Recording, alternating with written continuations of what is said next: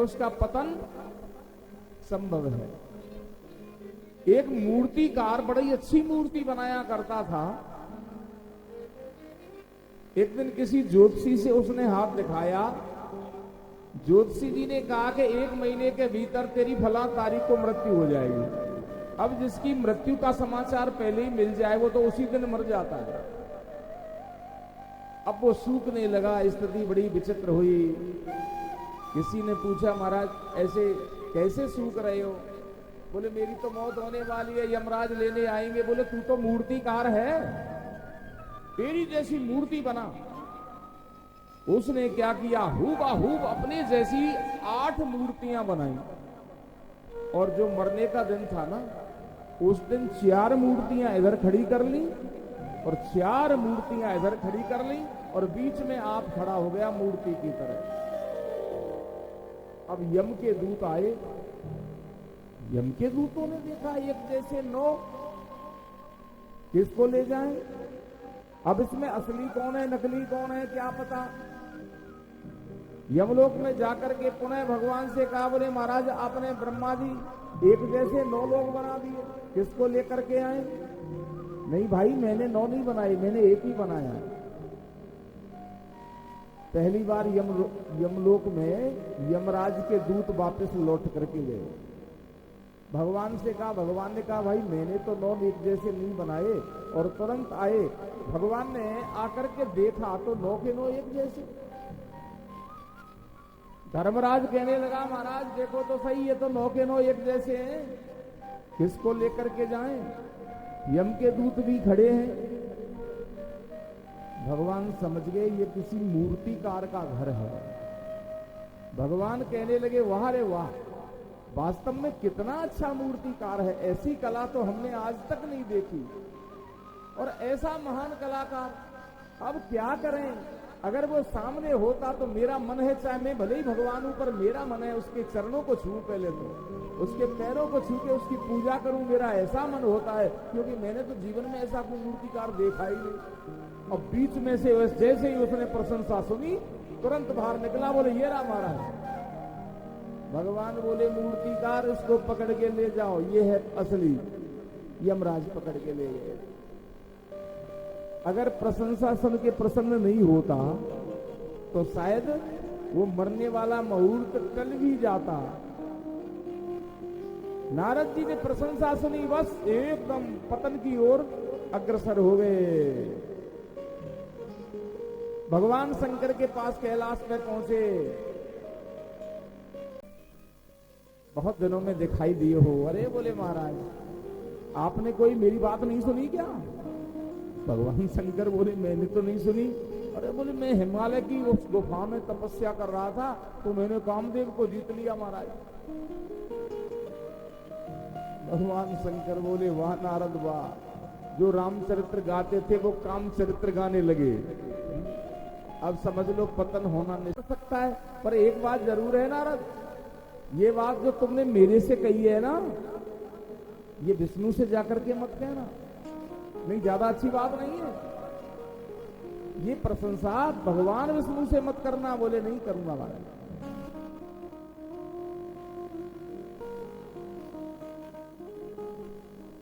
अब वहां से आए और मन में नारद जी विचार करने लगे।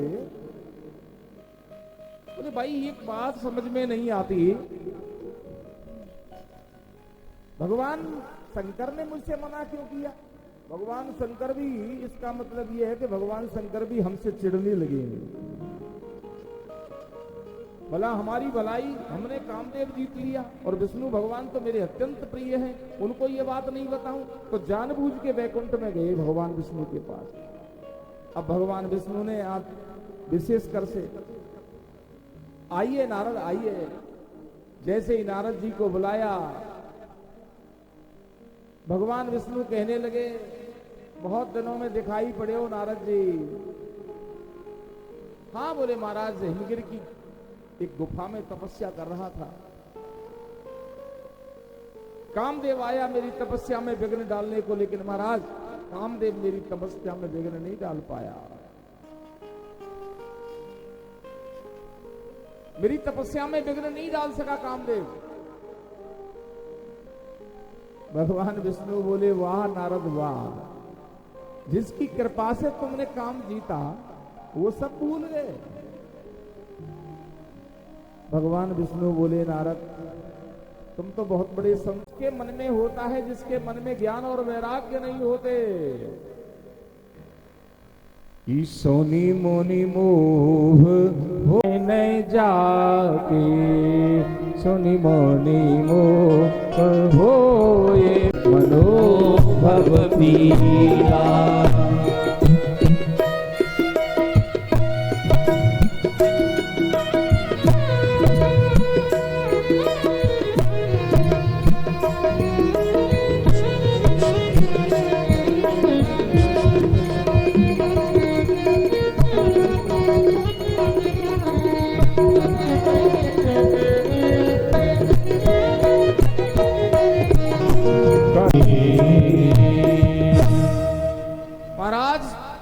मोह उसके होता है जिसके मन में ज्ञान और वैराग्य नहीं होता है। और फिर आप तो महाराज ब्रह्मचर्य रज व्रत मत धीरा, ब्रह्मचर्य का पालन करने वाले हो, तुमको भला कामदेव तुम्हारा क्या बिगाड़ सकता है? भगवान विष्णु ने मन में विचारा कि उर अंकुरेऊ गर्भ तर भारी। नारद जी के मन में अहंकार हो गया है, और भगवान कहते हैं कि अगर भक्त के मन में अहंकार आ भी जाए तो उसे दूर करने का काम मेरा है। जल्दी ही नारद जी को जो मोह हुआ है इसको मैं जल्दी ही दूर करूंगा। अब वहां से जैसे ही नारद जी गए, भगवान विष्णु ने एक ऐसी लीला रचाई कि रास्ते में ही एक सुंदर नगर बना दिया। उस नगर का राजा शील निधि, बेटी उसकी, बेटी का नाम है श्रीमती, उसका स्वयंवर हो रहा है। नारद जी सोचने लगे,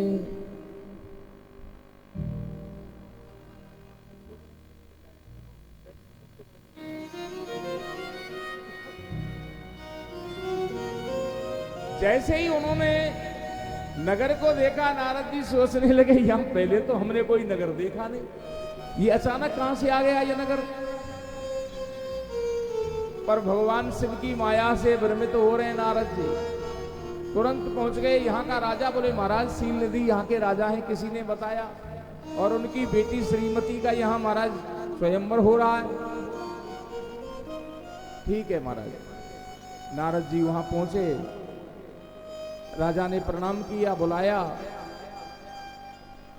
आइए महाराज, आप बड़े समय पर पहुंचे। नारद जी महाराज आपका स्वागत है, मैं मेरी बेटी का स्वयंवर कर रहा हूं, कृपया उसका हाथ देखिए। बेटी को बुलाया, हाथ दिखाया। होना तो यह चाहिए था कि अपनी बेटी से भी नारद जी को प्रणाम करवाते, लेकिन भगवान ने ऐसी मति फेरी कि राजा अपनी बेटी का हाथ दिखा रहे हैं सीधा, चरण बंधन नहीं करवा रहे। चरण बंधन अगर कराएंगे तो वो बेटी के बराबर मानी जाएगी, फिर उस पर अगर भ्रमित नारद जी होते हैं तो ये मर्यादा नहीं है, इसलिए चरण बंधन नहीं कराया, हाथ दिखाया। और जैसे ही नारद जी हाथ देखने लगे, उस कन्या का रूप सौंदर्य देखा तो बस मोहित हो गए। अब हाथ देखा, हाथ की तरफ कम देखें, चेहरे की तरफ ज्यादा देखें नारद जी। हाथ में देखा, वाह, इसका पति तो अजर अमर है, इसका जो पति बनेगा वो अजर अमर हो जाएगा। अब उल्टा समझ गए कि जो यह बरे अमर सोई होई, समर भूमि ते ही जीते न कोई। जो ये बरे अमर सोई होई, ये कहने लगे, सोचने लगे मन में, इसको जो बरेगा वो अमर हो जाएगा और समर भूमि में उसको कोई नहीं जीत पाएगा। उल्टा सोच रहे हैं, जबकि है ये कि इसका पति वही है जो अजर अमर है और जिसको कोई नहीं जीत सके। अब नारद जी ने सोचा कितनी सुंदर कन्या है, इसका विवाह तो मेरे साथ हो जाए तो कितनी अच्छी बात है, अजर अमर भी हो जाऊंगा और फिर कोई जीत भी नहीं पाएगा। परम ज्ञानी कामदेव को जीतने वाले भगवान, आज नारद जी मोहित हो गए। भगवान की लीला। अब वहां से तुरंत चले और मन में सोचने लगे कि स्वयंवर हो रहा है, अब ये कन्या तो उसी के गले में माला पहनाएगी जो सुंदर होगा। और आजकल सबसे सुंदर अगर कोई है तो भगवान विष्णु है, और हम तो विष्णु भगवान के भक्त हैं, जाकर के उनका ही रूप मांग लेते हैं। नारद जी गए भगवान शंकर के पास। नारद जी शंकर के पास, भगवान विष्णु के पास पहुंचे रूप मांगने के लिए, तो सामने से ही मिल गए भगवान। और सामने से जैसे ही मिले, बोले महाराज कहां से आ रहे हो नारद जी?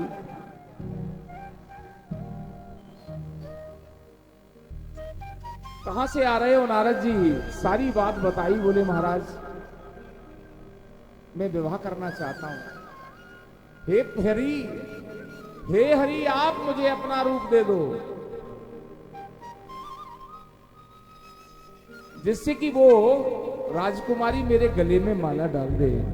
अब भगवान की लीला तो थी। हाँ कोई बात नहीं, जरूर आप चले जाइए। हे हरि आप अपना रूप दे दो। संस्कृत में हरि बंदर को कहते हैं,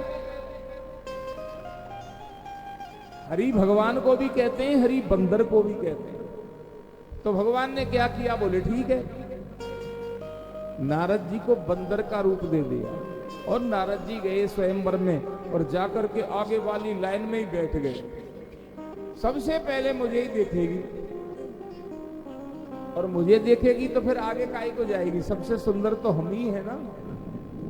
शिव जी के 2 गण ब्राह्मण वेश में उनके पास खड़े हैं, वो सब जानते हैं, बड़ी मस्करी कर रहे हैं। वाह, सबसे सुंदर राजकुमार तो यही है, देखो तो सही कितने सुंदर हैं। राजकुमारी इन्हीं के गले में माला डालेगी और नारद जी एकदम अपना चेहरा ऊपर करते। अब जैसे ही वो श्रीमती आई राजकुमारी, हाथ में वरमाला लिए तो उचकने लगे नारद जी ऊपर की ओर, कहीं ऐसा नहीं हो मुझे नहीं देखे पहले वाली लाइन में ही। मरकट बदन भयंकर देही, बंदर का चेहरा। राजकुमारी ने सोचा ये कहां से आगे ही आगे की लाइन में बंदर बैठा दिया, उस तरफ देखा ही नहीं और उधर चली गई। मेरे भगवान की तो लीला, भगवान विष्णु एक राजकुमार का रूप बना करके आए और जैसे ही राजकुमार जी को देखा, उस श्रीमती राजकुमारी ने भगवान विष्णु के गले में माला डाल दी और वो वहां से अदृश्य हो गए। अब भगवान तो लेकर के उस राजकुमारी को चले गए, इधर नारद जी परेशान और परेशान होकर के दौड़े वहां से। देखता हूं अभी विष्णु को, वो जो दोनों शंकर भगवान के गण थे, ओ बाबा दर्पण में अपना मुंह तो देखो। और जैसे ही देखा बंदर का रूप, अरे गुस्सा हो गए, अच्छा कब की दुश्मनी निकाली है विष्णु ने मेरे से, मैं तो उनका भजन करता था। अनेक अपशब्द कहते कहते जा रहे हैं और मैं अभी बैकुंठ जाता हूं, अभी बताऊंगा उस विष्णु को मेरे साथ उसने छल किया है। मेरे भगवान गए कहां थे, रास्ते में प्रकट हो गए और सामने से देखा तो वही राजकुमारी, एक और लक्ष्मी जी, एक और वही राजकुमारी जिसका स्वयंवर हो रहा था और भगवान बीच में खड़े हैं। हाथ जोड़ के बोले, मुनि कहां चले विकल कीना, कहां चल रहे हो, कहां जा रहे हो महाराज। और के गुस्सा हुआ, अच्छा कब से तुमने, कब की दुश्मनी मेरे से निकाली, तुमने मुझे बंदर बनाया, मैंने तुम्हें अपना रूप लिया। और सुनो मैं तुमको साप दूंगा कि पंचे मोए जबन धरे दे,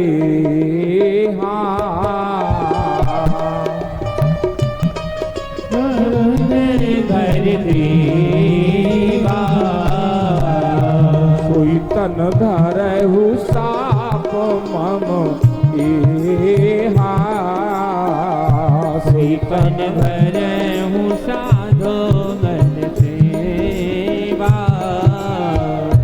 कपियाकृति तुम कीन हमारी, कपियाकृति तुम कीन हमारी, करे हऊ, अरे करे हऊ किस सहाय तुम्हारे, करे हऊ किस सहाय तुम्हारी।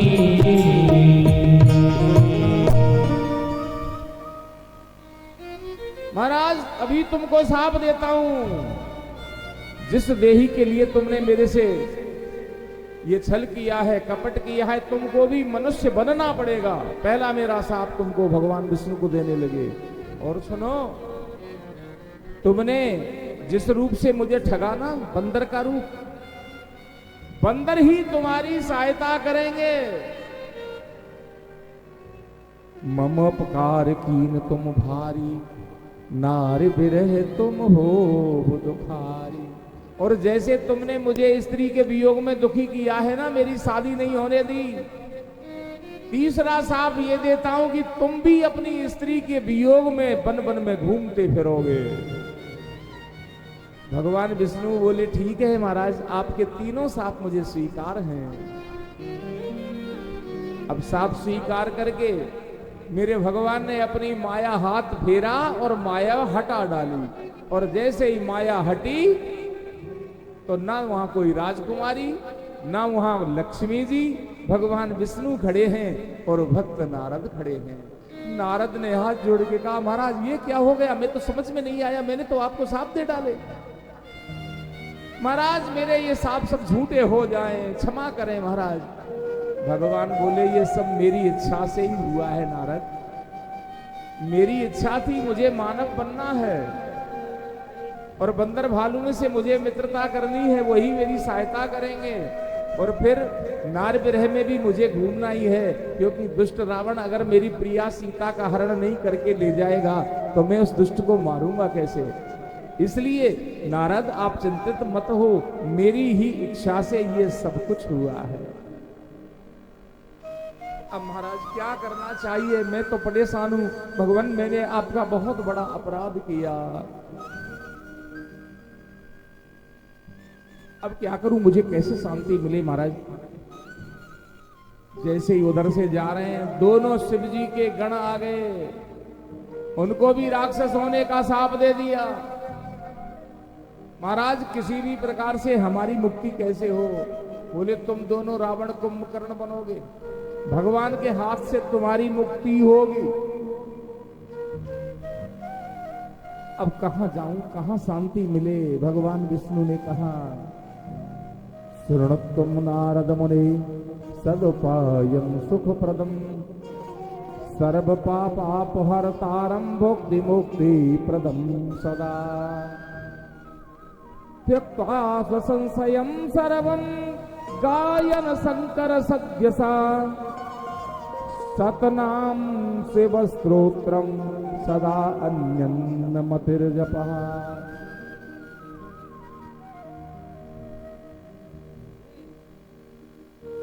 शंकर भगवान का जप करो, सतनाम जपहु जाय शंकर सतनाम, हो यही हृदय तुरत विश्राम। भगवान शंकर के 12 ज्योतिर्लिंगों में जाकर के भगवान का सतनाम जपो। शंकर सहस्र नाम जपने से तुम्हें मन में शांति मिलेगी, और यही कारण है भगवान का स्मरण करने से ही व्यक्ति को मन में शांति मिलती है। ये सर्वथा सत्य है, ये सर्वथा सत्य है। नारद जी वहां से गए और जाकर के शिवार्चन करने लगे, शंकर का सतनाम जपने लगे। भगवान, क्योंकि भगवान भोले हैं, भोलेनाथ से निराला इस संसार में कोई भी नहीं है।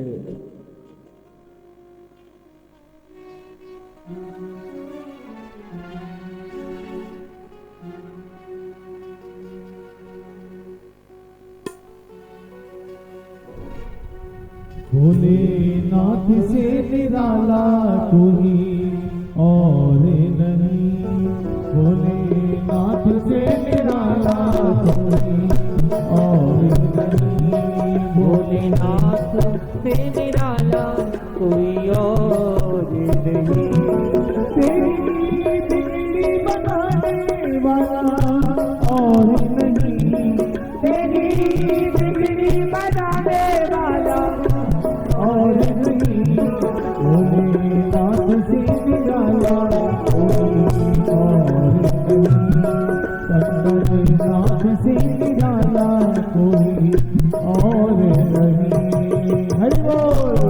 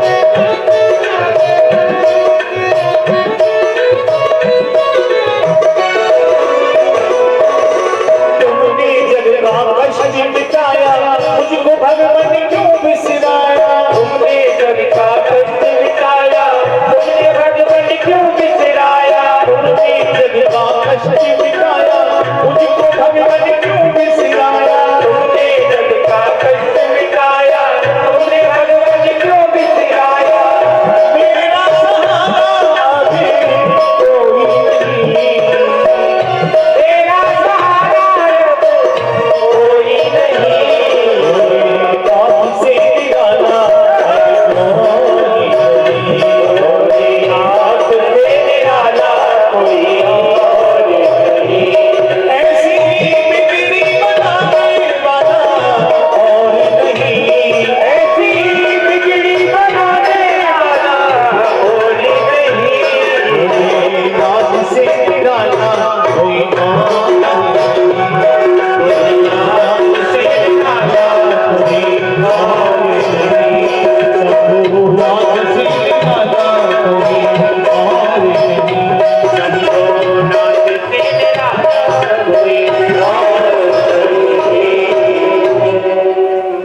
शंकर भगवान की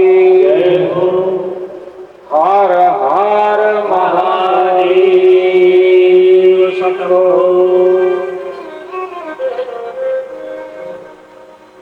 भगवान शंकर का सतनाम पढ़ने लगे नारद जी।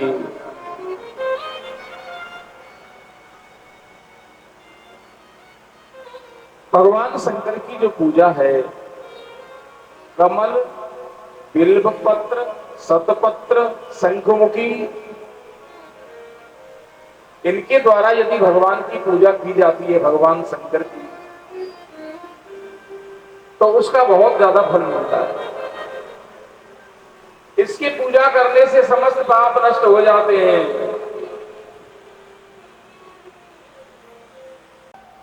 मुक्ति मुक्ति फलम तस्य तुलस्य पूजयेत् यदि अर्क पुष्पै प्रतापस्य उपज करलार्कैस्तथा।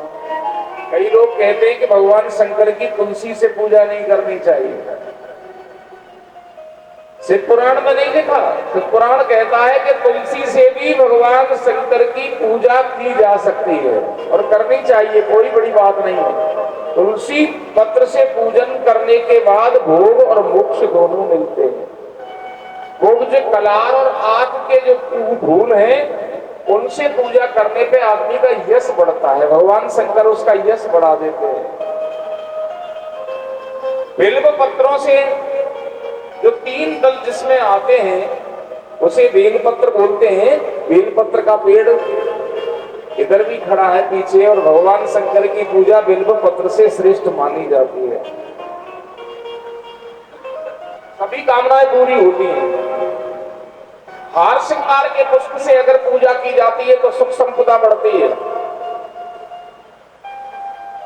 सरसों राई होती है ना, राई, इसके भी फूल आते हैं। इनके फूलों से अगर किसी के शत्रु ज्यादा प्रबल हैं, दुश्मनी ज्यादा लोग रखते हैं, तो सरसों के फूलों से भगवान शंकर की पूजा करनी चाहिए। मन में कामना करके व्यर्थ की जो शत्रुता करने वाले हैं, वो शत्रुता छोड़ देंगे। पर कहीं इसका दुरुपयोग मत करना। ऐसा मत समझना कि किसी का बुरा करने के लिए और ध्यान करके सरसों के फूल से भोले बाबा की पूजा करें और बोले वो जेठानी ज्यादा लड़े, कहीं जेठानी और देवरानी के ऊपर प्रयोग कर डालो भोले बाबा से निवेदन। ऐसा मत कर देना। राई के फूल, चंपा केतकी के फूल जो है ना, इनको छोड़ करके, एक चंपा का फूल और एक केतकी का फूल, इन 2 फूलों से भगवान शंकर की कभी पूजा नहीं करनी चाहिए। और मेरे भोले बाबा तो वैसे भी इतने भोले हैं कि कोई किसी भी भाव से पूजा करे, एक बार मंदिर में पहुंच तो जाए, और मंदिर में पहुंचने के बाद अगर पूजा शुरू करता है भगवान की, तो भगवान उस पूजा को ही मान लेते हैं।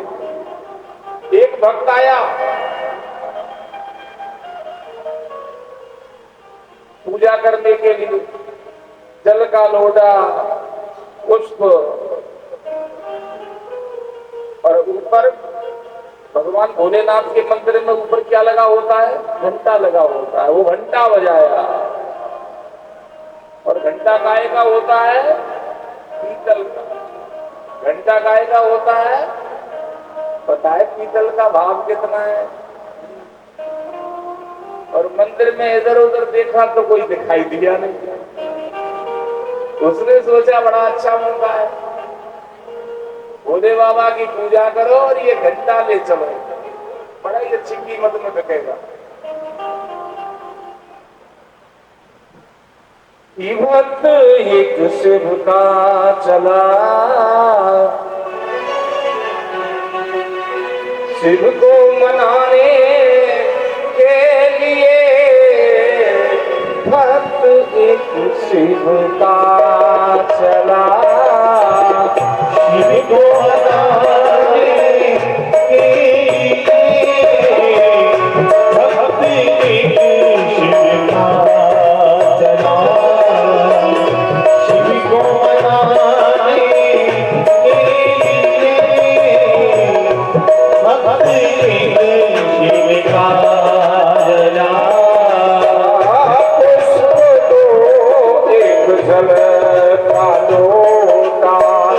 शिव पे चढ़ा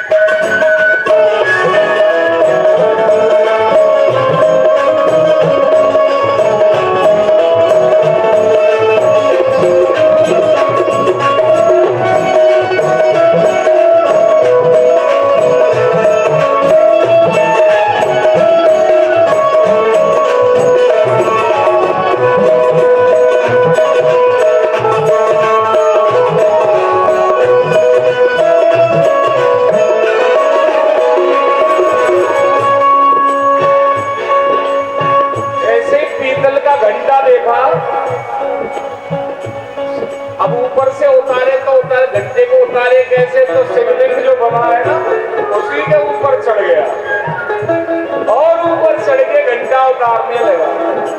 मेरे भोले बाबा प्रसन्न हो गए और दर्श देने के लिए आ गए। देख कर बाल शंकर जी बहुत खुश हो गए। देख कर समय बहुत खुश हो गए। आ गए मंदिर के अंदर दर्श देने के लिए।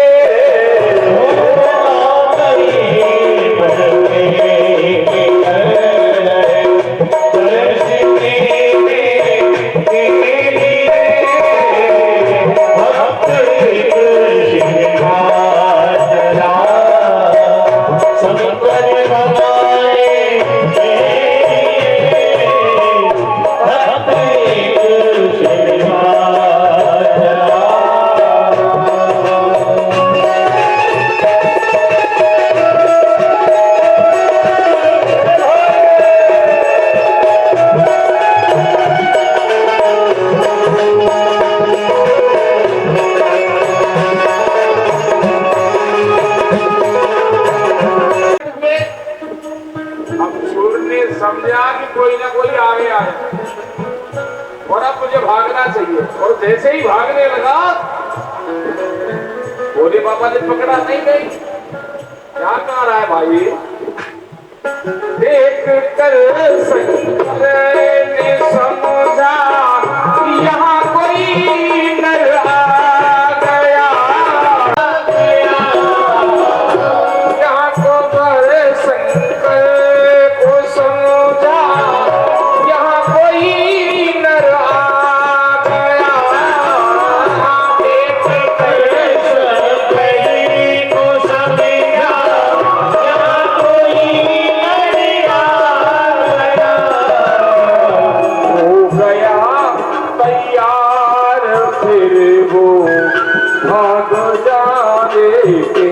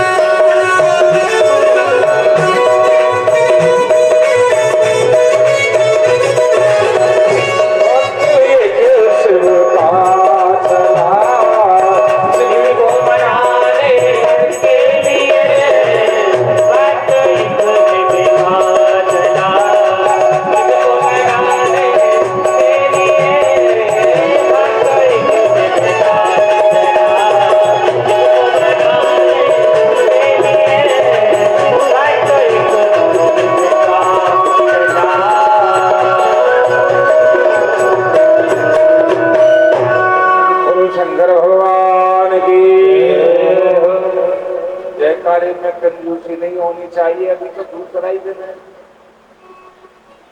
बोलो शंकर भगवान की हर हर महादेव। सूत जी कहने लगे, हे ऋषियों, कामना के अनुसार पुष्पों के द्वारा की जाती है, तो मेरे भगवान शंकर कामनाएं पूरी करते हैं। देखो पहले इस संसार में कुछ नहीं था, बस जल ही जल था। भगवान शंकर विचार करने लगे सृष्टि का पालन तो करना ही पड़ेगा। नारायण को उत्पन्न किए भगवान शंकर ने, विष्णु भगवान ने सृष्टि का पालन करने के लिए 12 रूप धारण किया। जब शिवलिंग की परीक्षा की दोनों ने, तो एक ने तो 12 सूकर रूप धारण किया और एक ने हंस रूप धारण किया। ब्रह्मा जी हंस बने और भगवान विष्णु 12 बने। ब्रह्मा जी ने कहा महाराज सृष्टि की रचना तो मैं करूं, पर इसके लिए पृथ्वी चाहिए। पृथ्वी तो है ही नहीं, क्योंकि पृथ्वी को तो हिरणाक्ष नाम का राक्षस ले गया, और वो भी समुद्र में। अब नीचे ले गया उसको, पाताल में लेके चला गया नीचे। ऐसे लेकर के आए महाराज, तो 12 का रूप बनाया मेरे भगवान विष्णु ने। ब्रह्मा जी की नासिका से वो 12 निकला, भयंकर। उधर हिरणाक्ष पृथ्वी को लेके घूम रहा है, बड़ा भारी मतवाला। नारद जी से भेंट हो गई। हिरणाक्ष कहने लगा, ए बाबा लड़ना बड़ना जानता है कि ये वैसे ही तू भी बजाता फिरता है। नारद जी ने कहा, भाई हम तो लड़ना तो नहीं जानते। तो बोले मेरी खुजली चल रही है, लड़ो मेरे से, युद्ध करना पड़ेगा। नारद जी बोले कोई जबरदस्ती है, हम तो नहीं करते युद्ध नहीं करते। बोले नहीं करना पड़ेगा। नारद जी बोले ऐसा कर, सामने से एक 12 का बच्चा आ रहा है, एक सूकर आ रहा है, उसको छेड़ देना, और उसको छेड़ने के बाद ऐसी खुजली मिटाएगा, उससे युद्ध करना। तो ऐसी खुजली मिटाएगा कि जीवन में कभी खुजली नहीं चलेगी। ऐसा ही हुआ, सामने से 12 का बच्चा आ रहा है हिरणाक्ष में, और उनमें भारी युद्ध हुआ। होते होते सायंकाल हो गया, महाराज 12 ने हिरणाक्ष का वध कर दिया और पृथ्वी को लेके चल दिए। तो ये पृथ्वी के मन में भी अहंकार आ गया। पृथ्वी सोचने लगी मेरे बिना तो भगवान का भी काम नहीं चलता। भगवान ने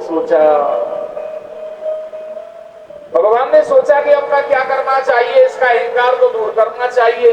अभी अभी कुछ दिन पहले नारद जी का अहंकार दूर किया, अब पृथ्वी को अहंकार हो गया। तो पथमा विरोज व्याकुल रोगी, भेद न दे सुनो मुनि योगी। कुपथ मांग जो व्याकुल रोगी कुपथ मांगता है, लेकिन वैद्य देता नहीं है। वैद्य कोई परहेज बताते हैं ना, मीठा मत खाना, खटाई मत खाना, और अगर परहेज बता दिया ना तो फिर उसी चीज का मन ज्यादा करता है। किसी को कह दो मीठा मत खाना तो मीठे का मन करेगा, किसी को कह दो खटाई मत खाना तो खटाई देख के मन करेगा कि आज तो रायता बड़ा अच्छा बना है। लेकिन वैद्य जी अलाउ नहीं करते उसको, नहीं खाना तो नहीं खाना। भगवान कहते हैं अहंकार हो जाए तो कोई बात नहीं है, अपन को पसंद नहीं है, हम अहंकार दूर कर ही देते हैं। पृथ्वी का अहंकार दूर करने के लिए भगवान ने एक रचना रची। वहां सामने देखा तो बड़ा सुंदर वन, जमुना जी पास में बह रही है, पक्षी कलरव कर रहे हैं, चाह चाह की आवाज कर रहे हैं, ऐसा दृश्य तैयार कर रहे। अब जैसे ही उसको देखा, पृथ्वी ने कहा महाराज ये क्या है? भगवान बोले देवी ये मेरा श्रीधाम वृंदावन है। तो बोले महाराज जहां पृथ्वी नहीं है, जहां मैं नहीं हूं, वहां ये वृंदावन कहां से आ गया महाराज? बोले देवी ये तो मेरा अपना घर है। देखो ब्रह्मा जी ने सब तीर्थों का राजा बनाया प्रयागराज, और सब तीर्थों के गुरु हैं पुष्कर जी महाराज। सारे के सारे तीर्थ प्रयागराज को जाकर के भेंट देते हैं, लेकिन ये वृंदावन कभी नहीं देता। भगवान से शिकायत कर दी, बोले प्रभु ये वृंदावन कभी मुझे भेंट नहीं देता। भगवान ने कहा भले आदमी कि मैंने तुझे भले आदमी तीर्थों का राजा बनाया है, अपने घर का राजा तुझे नहीं बनाया। ये वृंदावन तो मेरा अपना घर है। ये वृंदावन के वृक्ष को परम न जाने कोई, कि पात पात और डाल पे श्री राधे राधे होए। अरे आदि मुहे लागे वृंदावन में को, आदि मुहे लागे वृंदावन में, आदि मुहे लागे वृंदावन में, लागे वृंदावन में को, लागे वृंदावन